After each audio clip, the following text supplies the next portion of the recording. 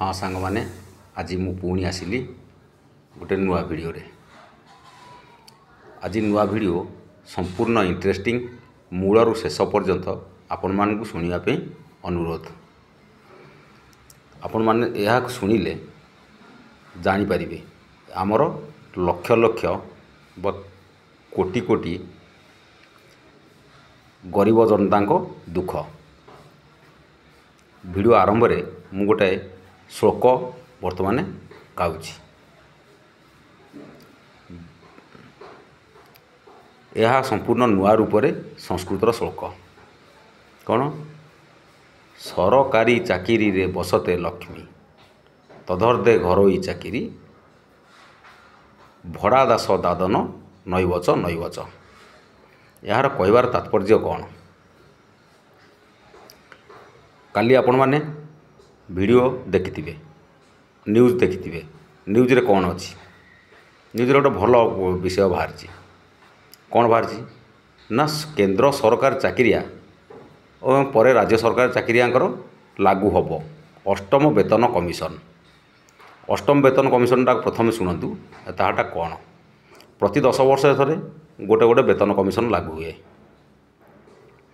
एवं सप्तम वेतन कमिशन सरीब अष्टम वेतन कमिशन आसीबो माने 2.86 गुणा सरकार बढ़ाई। जिते रेलवे यूनियन को पचरा गला आपण माने केते खुशी, रेलवे वाला कहले नाई आउ 10.14 बढ़ाई देले 3 गुणा हो जिवो। माने केंद्र सरकारंकर बा सरकारंकर सरकार चाकिरियांकर 18 बेसिक होची 18% 18%। आउ सेई माने ही देशर प्रकृत नागरिक। आ घरोई चाकरी ऊपर घरोई चाकरियांक ऊपर किछ कहला ने। आउ दादन कथा किए पचारे? दादन भड़ा दास दादन कथा किए पचारे? किंतु मु एठी कहिया को चाहे सरकार चाकरिया एते टंकार कोटि कोटि टंका शेष बेलू तांकर हो जाए। दिन थिला कोटिपति लक्षपति को सम्मान दि जाउथला, किंतु वर्तमान लक्षपति कि सम्मान रहिबो आपण माने जानि परथिबे। जदि बेसिक 18,000 हुए वर्तमान तो 3 गुणा हम 3,54,000 तादे प्लस डीए अच्छी तादे अटेंडेंस इनिशियलिटी अच्छी छुट्टी अच्छी। सरकार चाकरियांकर केंद्र सरकार चाकरियांकर केते छुट्टी जानथिबे आपण? शनिवार रविवार 2 दिन छुट्टी तादे परपर्वाणी छुट्टी तांकर पुनी ईएलसीएल अच्छी। टोटाल देखिया गल तो तांकर वर्ष के आपण माने हिसाब करथिबे के दिन ड्यूटी करछन से माने आतार की बा काम करछंती ता भी आपण जानि परथिबे। देखंतु प्रत्येक भोटरंकर यह जानिबा निहाती दरकार। भोट दवा पूर्व जानिबा दरकार। कांग्रेस वाला कहते मोदी आमठू भोट चोरी कला, जदि कांग्रेस जीतला मोदी कह मोठू भोट चोरी कर नहीं गले। ये भाया तांकर कादुओ फोपड़ा फोपड़ी चलछि। आमे सब भोटर माने बळी पड़ुचे। देश रे 1 कोटी सरकार चाकरिया 1 कोटी ऊर्ध्व बरं कमिबने। आ सरकार चाकरी विषय जानले घरोई चाकरी जोड़ा लिमिटेड प्राइवेट लिमिटेड कंपनी माने ए माने ले घरोई चाकरी चाकरियांकर बेसिक भल भल कंपनी माने बेसिक भल दउछंती। ता उपरे आमे कई किसी लाभ ना जहाँ से माने एक रकम अधा अधि भल अच्छी कि चाकरी उपर ग्यारंटी ना कि सरकार चाकरियांक उपर 100% ग्यारंटी।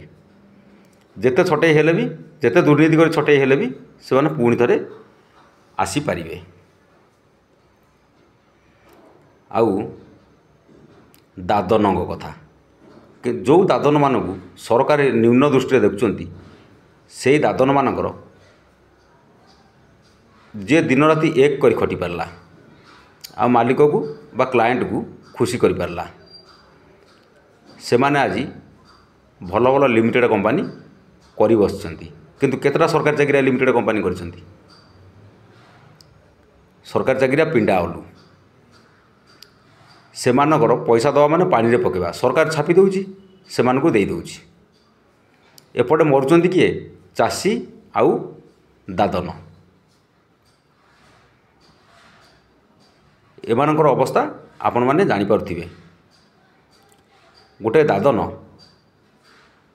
ସବୁଆଡ଼ୁ ମାଡ଼ ଖାଏ, କ୍ଲାଏଣ୍ଟ ତରଫରୁ ବେଶୀ ମାଡ଼ ଖାଏ।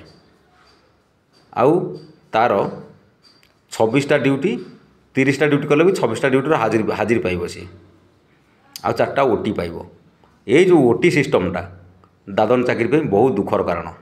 ଏ ଦରମା କମେଇ ଦେବେ, ସିଆଡ଼େ ଓଟି କରିବା ପାଇଁ କହିବେ। ପୁଣି 12 ଘଣ୍ଟା ଡ୍ୟୁଟି, ଛୁଟି ନାହିଁ କି ସରକାରୀ ଛୁଟି ନାହିଁ, କିଛି ନାହିଁ। କେତେ କଷ୍ଟର ଚାକିରି।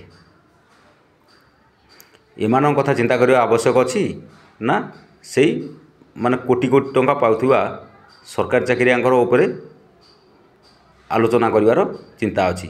ସରକାରୀ ଚାକିରିଆ ପିଣ୍ଡା ଓଲୁ। ସେମାନେ ଏତେ ଟଙ୍କା ନେଇକରି ବରଂ 3 ପିଢ଼ି ପାଇଁ ସଞ୍ଚିଦେବେ, କିନ୍ତୁ ତାକୁ ଇନଭେଷ୍ଟମେଣ୍ଟ କରିବା ଜାଣିନଥିବେ। ଆଉ ଛୁଆଙ୍କୁ ନେଇ ପଢ଼େଇବେ ICSE CBSE ବୋର୍ଡ଼ରେ। ସେମାନେ ଦାଦନମାନଙ୍କ ଛୁଆ, ଦାଦନ ଚାଷୀ ଏମାନଙ୍କ ଛୁଆଙ୍କ ସହିତ ପଢ଼ିବେନି କେବେ। ଆଉ ସେମାନେ ପଇସା ଦେଉଛନ୍ତି ବୋଲି ମାର୍କ ସେମାନଙ୍କର କେବେ କମେଇ ଦେବେନି। ଦରକାର ପଡ଼ିଲେ ବୋର୍ଡ଼ର ତଣ୍ଟି ଧରି ନେବେ, ଯାହାଫଳରେ କି କାହିଁକିନା ପଇସା ନେଉଛୁ, ମାର୍କ କ'ଣ କମଉଛୁ, ଖାତା ଦେଖା ଆମକୁ, ଏମିତି କରିବେ। କିନ୍ତୁ ସରକାରୀ ଚାକିରିଆଙ୍କର ଛୁଆମାନେ ଏଇଭଳିଆ ପଢ଼ନ୍ତି। ଫ୍ୟାକ୍ଟ୍ରି ମାଲିକ କଥା ଛାଡ଼, ସେମାନେ ମେହନତ କରିକି କରିଛନ୍ତି, ତାଙ୍କ ଛୁଆ ଭଲରେ ପଢ଼ିଲେ, ସେଥିରେ ଆମର କିଛି କହିବାର ନାହିଁ। ତଥାପି କହିବାର ନାହିଁ କେମିତି? ଶିକ୍ଷା କ୍ଷେତ୍ର, ନ୍ୟାୟ କ୍ଷେତ୍ରରେ ଶିକ୍ଷା, ସ୍ୱାସ୍ଥ୍ୟ ଆଉ ନ୍ୟାୟ, ଏ 3ଟା ମୌଳିକ ଅଧିକାର, ଇଏ ସମସ୍ତଙ୍କୁ ସମାନ ମିଳିବା ଆବଶ୍ୟକ। ଓକିଲମାନେ ତ ସାଡ଼େ ଘେରିକି ବସିଛନ୍ତି। ଆଉ ସରକାର କରିଛନ୍ତି ଅର୍ଦ୍ଧନ୍ୟାୟିକ ସଂସ୍ଥା। ଏପଟେ CBI, ଏପଟେ ଦୁର୍ନୀତି ହେବ, ସେପଟେ CBI ଅନୁସନ୍ଧାନ ହେବ। ପୁଣି ତାକୁ ଗଲେ, ତା ପାଖକୁ ଖବର ଗଲେ। ଏ କେତେ ଦୂର ଠିକ୍? ଆଉ ସରକାରୀ ଚାକିରିଆ ତ ସବୁଠୁ ଶିକ୍ଷିତ, ଆଉ ଚାଷୀ ଦାଦନ ଏମାନେ ହେଲେ ସମ୍ପୂର୍ଣ୍ଣ ଅଶିକ୍ଷିତ। କାହିଁକି ନା ଏମାନଙ୍କ ପାଖରେ ଖାଇବାକୁ ନାହିଁ। ଆଉ ସରକାରୀ ଚାକିରିଆଙ୍କ ଦରମା ବଢ଼ିଲେ, ପୁଣି ଗୋଟେ ନ୍ୟୁଜ୍ରେ କାଲି କହିଲା, ସରକାରୀ ଚାକିରିଆଙ୍କ ଦରମା ବଢ଼ିଲେ ଟ୍ୟାକ୍ସ ସରକାରକୁ ଟ୍ୟାକ୍ସ ଯିବ। ଆରେ ସରକାରକୁ ଟ୍ୟାକ୍ସ କେଉଁ ବାଟ ଯିବ? ଚାଇନା, ଆମେରିକା ଏମାନେ ସବୁ କ'ଣ ଏତେ ମୂର୍ଖ? ପ୍ରଥମେ ଦାଦନମାନଙ୍କୁ ଦେଖନ୍ତି ସେମାନେ। ଦାଦନମାନଙ୍କୁ ଛୋଟ ଚାଷୀ, ଛୋଟ ବେପାରୀ, ବଡ଼ ବେପାରୀ ସମସ୍ତେ ଆଇନ ଆଖିରେ ସମାନ। କିନ୍ତୁ ଏମାନଙ୍କ ପାଖରେ, ଯାହା ପାଖରେ ପଇସା ଅଛି ତାର ନ୍ୟାୟ ଅଛି, ଯାହାର ପଇସା ନାହିଁ ତାର ନ୍ୟାୟ ନାହିଁ। ନ୍ୟାୟ ଦେବେ ପୁଣି ସରକାର। ତାହେଲେ କୋର୍ଟ କାହିଁକି ଅଛି? ପ୍ରତ୍ୟେକ କ୍ଷେତ୍ରରେ ସମସ୍ତେ କହୁଛନ୍ତି କ'ଣ ସରକାର ନ୍ୟାୟ ଦେଲାନି। ସରକାର ନ୍ୟାୟ ଦେବ, ପୁଣି କୋର୍ଟ କାହିଁକି ଅଛି? ଓକିଲ କାହିଁକି ତା ଦେହରେ ନିଯୁକ୍ତି ଦେଇଛ? ସରକାର ତ ସବୁ କରିବେ। ଏଇଟା ଭଲ କଥା। ଆଡ଼େ ଓକିଲ ଗରିବମାନଙ୍କୁ କୋର୍ଟରେ ପୁରେଇ ଦେଉନାହାନ୍ତି। ଦାଦନମାନେ ମଜୁରୀ ପାଉନାହାନ୍ତି। ଦାଦନ ଯିବ କେଉଁଠିକି? ନା ଅର୍ଦ୍ଧନ୍ୟାୟିକ ସଂସ୍ଥା, ଲେବର କମିଶନ। ଲେବର କମିଶନ ସାଡ଼େ ପଇସା ଖାଇକିରି ଆଡ଼େ କେସ୍କୁ ଡିସମିସ୍ କରିଦେବ। ଆଉ ବହୁତ ଜ୍ଞାନୀ ଲୋକ, ଯେଉଁମାନେ ଜ୍ଞାନୀ ଲୋକ, ମୁଁ ସେମାନଙ୍କୁ କେବେ କହିପାରିବିନି କି ଯେଉଁମାନେ ପଇସା ଦେଇକିରି ପାଠ କିଣନ୍ତି, ଯେଉଁମାନେ କଷ୍ଟ କରିକିରି ମାପିକିରି ଚଳନ୍ତି, ସେମାନେ ହେଉଛନ୍ତି ପ୍ରକୃତ ଜ୍ଞାନୀ। ଆଜି ଏ ଭିଡ଼ିଓକୁ ଆପଣଙ୍କୁ କେମିତି ଲାଗିଲା ନିଶ୍ଚୟ କମେଣ୍ଟ କରିବେ। ଆଉ ଅଧିକରୁ ଅଧିକ ସେୟାର କରିବେ, ଯେମିତି ସମସ୍ତଙ୍କ ପାଖରେ, ସବୁ ଭୋଟରଙ୍କ ପାଖରେ ପହଞ୍ଚିବ। ଆମର ଗୋଟେ ନୋଟା ଭୋଟରମାନଙ୍କୁ କାହିଁ ପଚରା ଯାଉନି? ସବୁଠୁ ସେଇଠି ରହିଛି କିଏ? ଦିନ ଥିଲା ଜାମ୍ମୁ କାଶ୍ମୀରରେ ପଥରମାଡ଼ିରେ 10% ଭୋଟ୍ରେ ସରକାର ହେଇଯାଉଥିଲା। ଏଥର ପଥରମାଡ଼ି ଟିକେ କମିଗଲା, ଏହା 70% ପାଖାପାଖି ଭୋଟ୍ ହେଇଗଲା।